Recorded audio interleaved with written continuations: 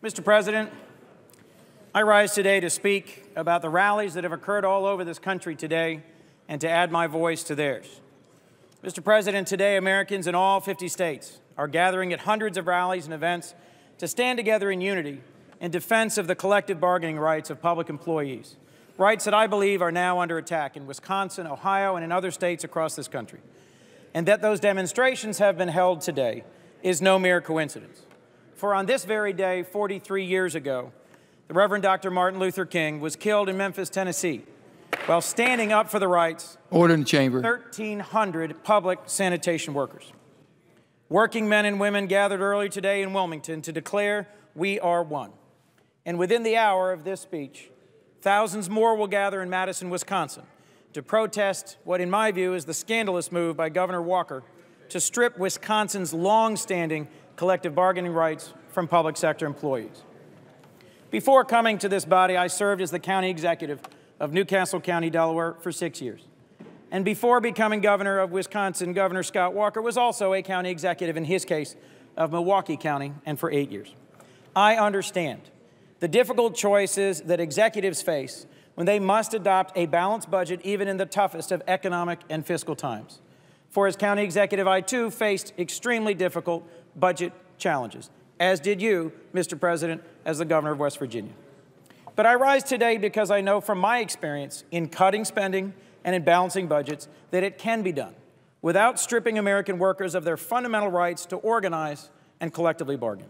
I know it because I've done it through collective bargaining and without resorting to blaming and draconian anti-union legislation. Newcastle County, Delaware is a mid-sized county government. It serves just over 500,000 people, has a budget about $230 million.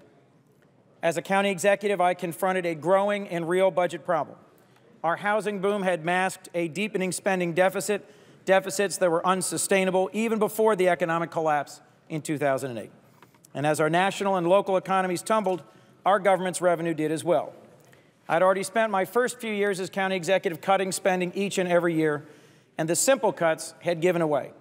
We had only fundamental cuts left in front of us. We had already reduced library hours, ended popular public events, made difficult choices that many local governments and many state governments face today.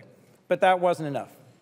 As with many state and local governments, our budget was 3/4 personnel costs, and we could not allow those costs continue to grow as health care and pension costs boomed. We needed to cut our people costs to get our budget under control. Now, in our case, in the case of the county I formerly served, more than 80% of the county workforce is represented by organized labor, mostly by AFSCME, but also the FOP and the IBEW. And we needed all groups, Order, please, to come together and to share in the sacrifice that lay ahead.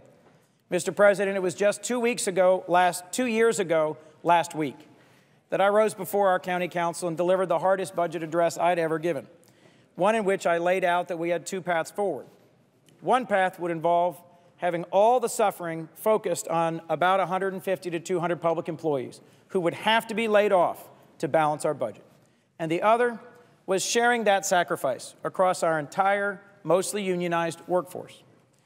Ultimately, after many meetings, many negotiations, very hard talk and debate, and yes, even at one point some layoffs, every bargaining unit in our county government came to the table, worked collaboratively, and helped us reach the goal of cutting 5% of our total personnel costs, not just 1 year, but as the recession continued and deepened, a second year as well.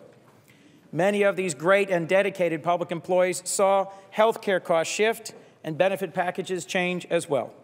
But together, they were willing to share that sacrifice, to work in the best interests of our county and the public, and to acknowledge that we are one. In some ways, seeking a legislative solution, such as has been done in Wisconsin, trying to simply strip away the right to be organized, to be at the bargaining table, might have seemed easier. Working together, as you know, Mr. President, as labor and management is not an easy path. No one wants to hear that they have to do more with less, especially when it comes to their own paychecks. And public employees in Delaware and all across this country are, in my view, not just the backbone of our community, but the backbone of our middle class. They are the policemen, the paramedics, the 911 call takers, the emergency sewer repairmen, the librarians, the teachers, the health service workers, and the prison guards, the folks who keep our community safe, healthy, and prepared for the future day in and day out. And in my view, where public employees come together to organize and seek collective representation on workplace issues, we ought to respect those choices.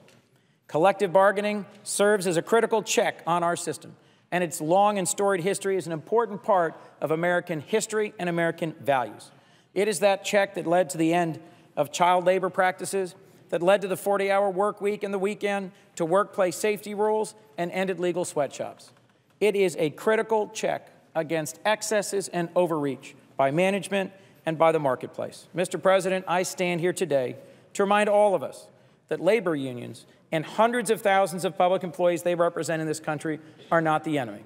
We all know that this country faces a significant, almost devastating national debt and annual budget deficit. And we are going to have to make shared sacrifices and tough choices to get through these next few years.